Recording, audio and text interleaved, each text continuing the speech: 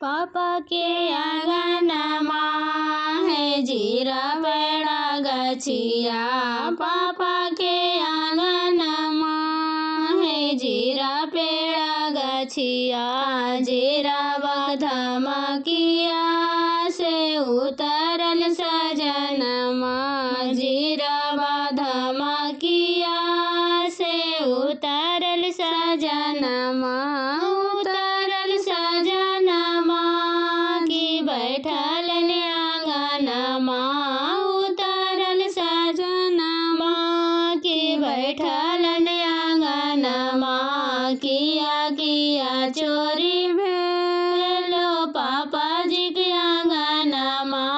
किया किया चोरी भोलो पापा जी के आंगनमा।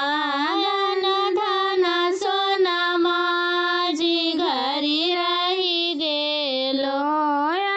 धन सोनमा जी घरी रही गेलो। दुलराई तो ऐसन बेटिया जी चोरी होई गेलो। दुलराई तो ऐसन बेटिया जी चोरी होई गेलो।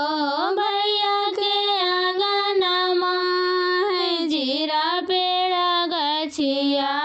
भैया के आंगनमा है जीरा पेड़ा गछिया।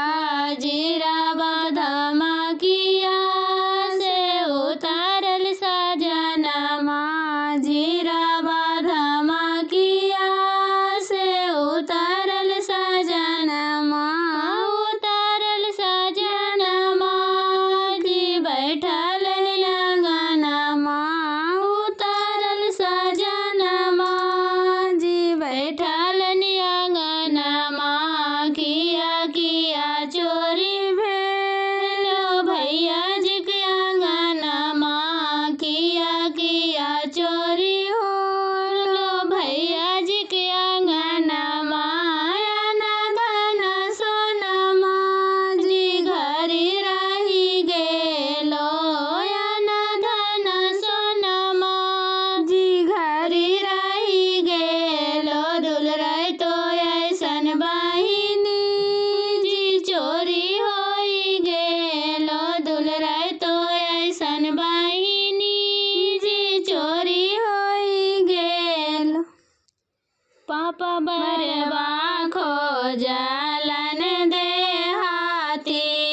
देहाती बरबा पापा बरबा खोजलन